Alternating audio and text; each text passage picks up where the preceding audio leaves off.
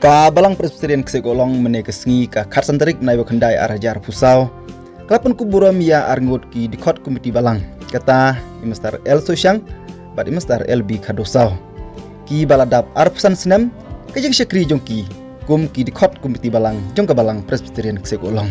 La sedang ya kata ka program ban pen kuburam, haying mene nadu ka por kadwai bije menstep.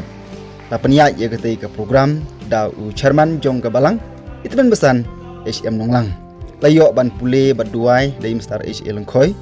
Layok ia kajing keren pediang da ucarman. Layok ia kajing ruai koyar na kajing isteng samla balang.